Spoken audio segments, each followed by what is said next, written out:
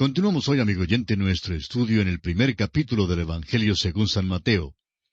En nuestro programa anterior estábamos considerando la genealogía de Jesucristo y concluimos mencionando que si comparamos esta genealogía de Jesucristo con la que se encuentra en el libro primero de Crónicas, capítulo 3, notaremos que en el versículo 8 del Evangelio según San Mateo, los nombres de Ocosías, Joás y Amasías se omiten. Esto demuestra que las genealogías se citan para darnos un vistazo de cierta línea de descendientes y que no es necesario que cada individuo sea nombrado en cada genealogía de la Biblia. Creemos que debemos recordar esto en las genealogías que aparecen en Génesis antes del diluvio. No son necesariamente genealogías completas, pero están allí para trazar cierto linaje. Creemos que el hombre ha estado en esta tierra por muchísimos años más que la fecha que aparece en los márgenes de muchas ediciones de la Biblia.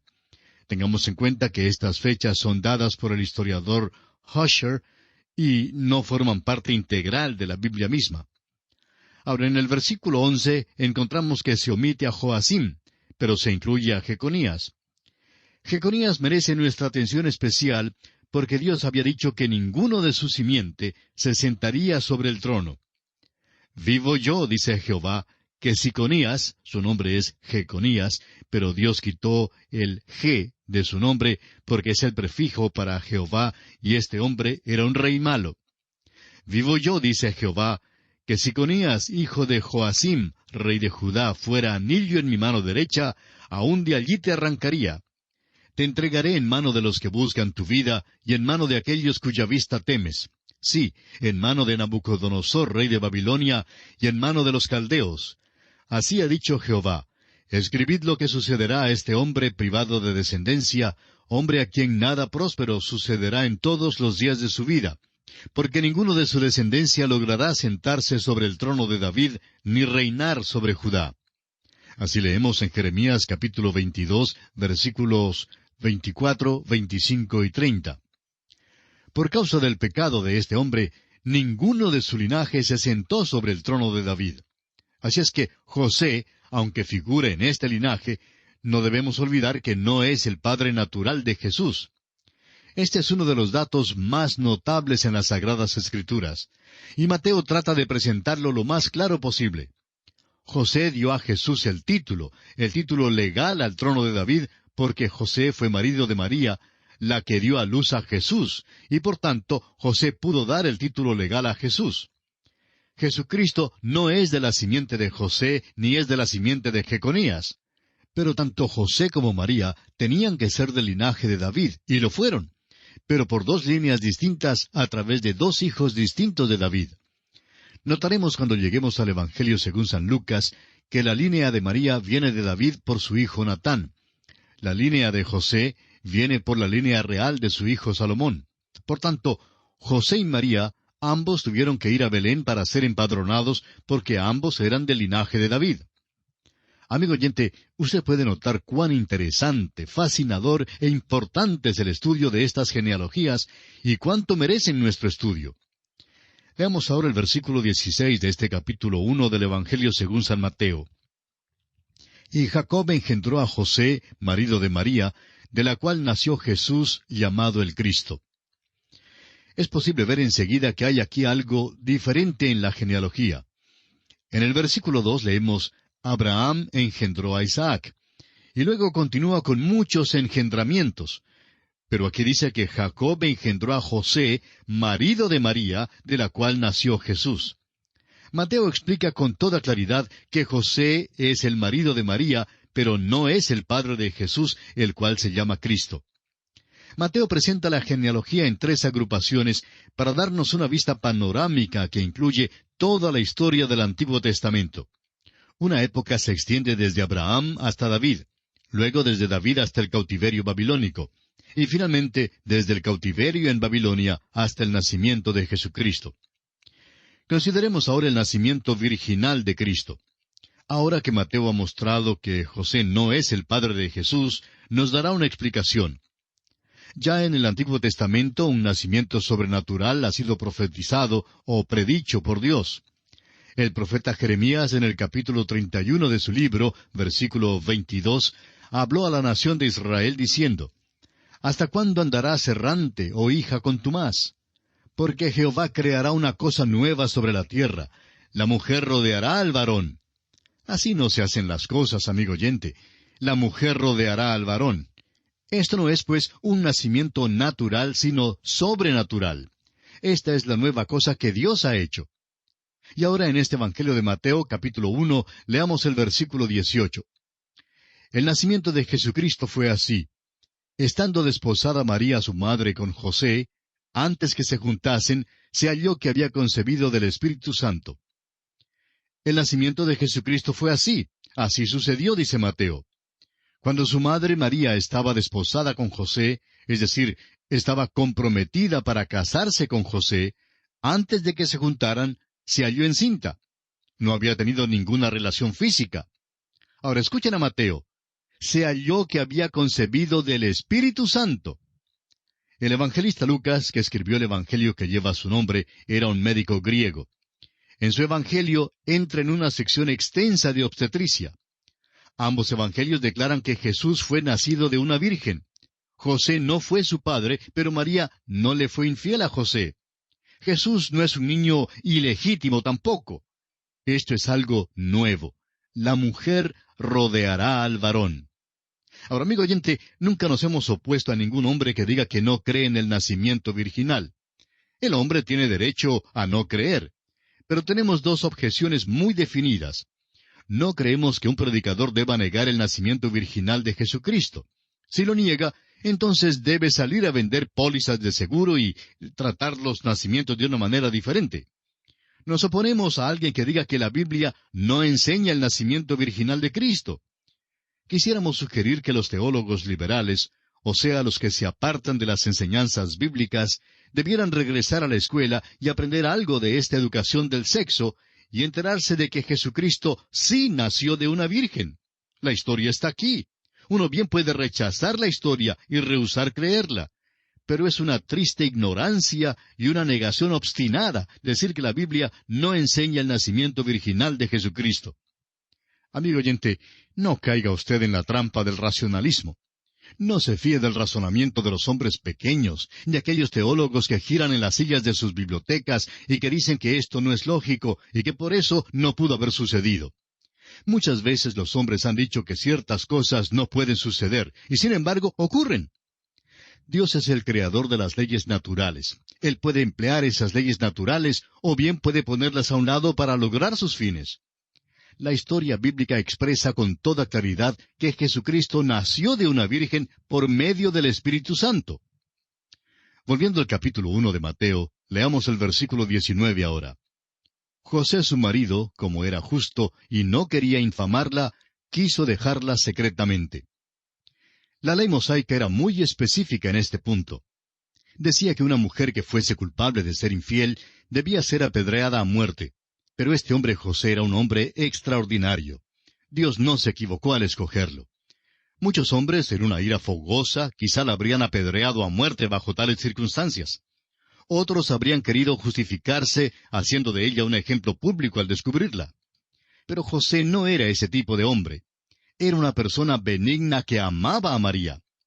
No quiso pues avergonzarla de ninguna manera. Sin embargo, aunque no podía explicarse cómo tal cosa era posible, sentía que ella le había sido infiel. Ahora bien, no podemos olvidarnos que María también es una persona extraordinaria. Ella fue la que Dios escogió para ser la madre de nuestro Señor, y Dios nunca se equivoca en su selección. Escogió la mejor mujer posible. Note usted que esto pudiera haber llegado a ser una situación realmente trágica. Pero continuemos leyendo, ahora en los versículos 20 y 21 de este capítulo 1 de Mateo. Y pensando él en esto, he aquí un ángel del Señor le apareció en sueños y le dijo, José, hijo de David, no temas recibir a María tu mujer, porque lo que en ella es engendrado del Espíritu Santo es. Y dará a luz un hijo, y llamará su nombre Jesús, porque él salvará a su pueblo de sus pecados. La palabra Jesús significa Salvador o Redentor. Tendrá el nombre Jesús porque Él salvará a su pueblo de sus pecados. Ahora note usted en el versículo 22, donde Mateo, quien escribe a la nación de Israel, señala que todo esto fue hecho para que se cumpliera lo que el Señor había hablado. Mateo exhorta a la nación de Israel a que comprenda que este que ha venido es y debe ser el cumplimiento de las profecías del Antiguo Testamento. Se ha dicho que hay más de 300 profecías con respecto a la primera venida de Cristo que han sido literalmente cumplidas. Ahora no sabemos cuántas hay en Mateo, pero sabemos que Mateo citó más del Antiguo Testamento que todos los otros 3 escritores de los Evangelios juntos. Parece que registra acontecimientos y los verifica como cumplimiento de profecías del Antiguo Testamento. No trata de dar solo una vida de Cristo, sino que muestra que Él es el cumplimiento de las profecías del Antiguo Testamento con respecto a Él, el Mesías prometido. Ahora declara la profecía que fue dada acerca del Señor Jesús por el profeta. Leamos el versículo 23 de este capítulo 1 de Mateo. He aquí, una virgen concebirá y dará a luz un hijo, y llamará su nombre Emmanuel, que traducido es Dios con nosotros. Mateo cita el versículo 14 del capítulo 7 de Isaías. Por tanto, el Señor mismo os dará señal. He aquí que la virgen concebirá y dará a luz un hijo, y llamará su nombre Emmanuel. Vamos a mirar algo que es muy importante. La palabra usada en el hebreo es alma. Gesemio es un erudito destacado que ha compilado un léxico hebreo muy completo. Podemos testificar que también es algo agotador hojearlo. Gesemio admitió que la traducción usual de la palabra alma es virgen, pero dijo que también se podía traducir como joven mujer. Lo dijo al parecer porque rechazaba lo milagroso. Sin embargo, vemos que la Comisión de los 70, al traducir el Antiguo Testamento del hebreo al griego, concordaron en que en este caso no había duda que la traducción correcta era virgen. Tampoco hay duda de que Mateo, al citar esta profecía, la traduce como virgen. Volviendo a Isaías, capítulo 7, vamos a estudiar el incidente mencionado allí. Esto ocurrió durante el tiempo cuando Acaz se sentaba sobre el trono. Él era uno de aquellos que andaban lejos de Dios y a quien clasificaríamos como un rey malo. Dios envió a Isaías para llevarle un mensaje, pero Acaz no quiso escucharlo. Por tanto, leemos, habló también Jehová a Acaz, diciendo, pide para ti señal de Jehová tu Dios, demandándola ya sea de abajo en lo profundo o de arriba en lo alto. Y respondió Acaz, no pediré y no tentaré a Jehová. Así leemos en Isaías capítulo 7, versículos 10 al 12. Amigo oyente, permítanos afirmar que esto que él dijo fue una hipocresía en la que trató de aparentar ser piadoso. Dios había pedido a Isaías que se encontrara con Acaz en el camino para entregarle el mensaje de que Dios le daría a Acaz la victoria. Sin embargo, Acaz no le creyó a Dios y, por tanto, para estimular su fe, Isaías le dice que Dios quiere darle una señal. En su manera pseudo piadosa, Acaz dice, yo no pediré señal de Jehová. Isaías le contesta entonces que Dios le dará señal, quiera o no lo quiera. La señal no es solamente para ti, sino para toda la casa de David, le dice Isaías. Ahora, aquí está la señal. He aquí una virgen concebirá y dará a luz un hijo, y llamarás su nombre Emmanuel. Es obvio que si esta es solo una mujer joven cualquiera, no le sería señal a Acaz, ni a la casa de David, ni a cualquier otro.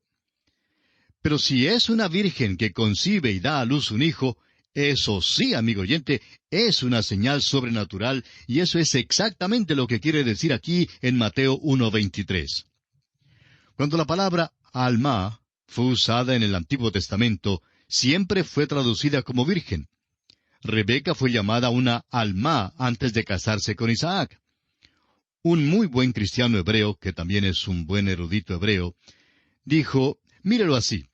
Supóngase que usted va a visitar un amigo suyo que tiene 3 hijas, y 2 de ellas son casadas y una todavía es soltera. Usted no lo sabe y le pregunta, ¿son las 3 sus hijas? Él le dice, estas 2 son las hijas casadas, y esta joven es la tercera hija.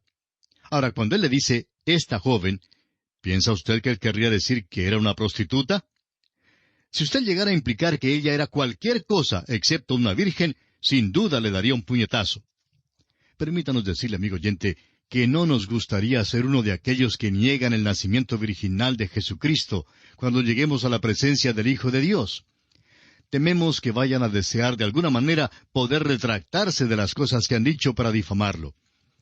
El hecho de que la palabra alma significa virgen está comprobado por la versión de los 70 del Antiguo Testamento. Durante el período entre ambos testamentos, 72 eruditos hebreos, 6 de cada una de las 12 tribus, trabajaron en Alejandría, en Egipto, traduciendo el Antiguo Testamento en hebreo al lenguaje griego. Cuando llegaron a esta señal en Isaías, aquellos 72 hombres comprendieron que su significado único era virgen.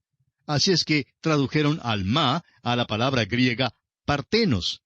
Y esta es la misma palabra que Mateo emplea en su Evangelio. Amigo oyente, partenos no puede traducirse como la joven. Su único significado es virgen. Es claro que la palabra de Dios está diciendo precisamente la realidad de las cosas. Leamos ahora los versículos 24 y 25 del primer capítulo del Evangelio según San Mateo. Y despertando José del sueño, hizo como el ángel del Señor le había mandado, y recibió a su mujer, pero no la conoció hasta que dio a luz a su hijo primogénito, y le puso por nombre Jesús. Amigo oyente, parece que aquí hay un problema. ¿Puede usted decir dónde es que a Jesús se le llama alguna vez Emmanuel? Claro que no. Se llama Jesús porque ese es su nombre. Le fue puesto este nombre porque salvaría a su pueblo de sus pecados. Cristo, a propósito, es su título, que significa Mesías. Pero Jesús es su nombre. Pero dice aquí que será llamado Emmanuel, que traducido es Dios con nosotros. Amigo oyente, aquí tenemos una de las cosas más maravillosas en toda la palabra de Dios. Vamos a considerarla momentáneamente. Emmanuel significa Dios con nosotros. No puede ser Emmanuel, Dios con nosotros, a menos que haya nacido de una virgen. Es la única manera. Y note usted que a menos que sea Emmanuel, no puede ser Jesús. La razón por la cual se le llama Jesús Salvador es porque Él es Dios con nosotros, o sea, su encarnación. Esta verdad acerca del que bajó a la tierra es una de las cosas más maravillosas en la Biblia. El escritor a los Hebreos en el capítulo 2 de su carta, versículo 9, dice, «Pero vemos a aquel que fue hecho un poco menor que los ángeles, a Jesús, coronado de gloria y de honra a causa del padecimiento de la muerte, para que por la gracia de Dios gustase la muerte por todos». Debía ser un sacrificio que fuera aceptable. Yo no pude morir, ni puedo morir por los pecados del mundo. Tampoco me es posible morir para salvarme de mis propios pecados. Pero Él sí puede. ¿Cómo es que Jesús puede ser un Salvador? Porque es Emmanuel, Dios con nosotros. ¿Cómo llegó a estar con nosotros? Naciendo de una virgen. Decimos de nuevo que fue llamado Jesús. Nunca lo llamaron Emmanuel. Pero no es posible llamarlo Jesús a menos que sea Emmanuel, Dios con nosotros. Debe ser Emmanuel para ser el Salvador del mundo. El nacimiento virginal es, pues, de suma importancia. Y bien, amigo oyente, aquí nos detenemos por hoy. Concluiremos este importante tema en nuestro próximo programa. Mientras tanto, le sugerimos leer el capítulo 2 de este Evangelio de Mateo para estar al tanto de lo que consideraremos en nuestro próximo estudio. Es nuestra oración que Dios le bendiga ricamente.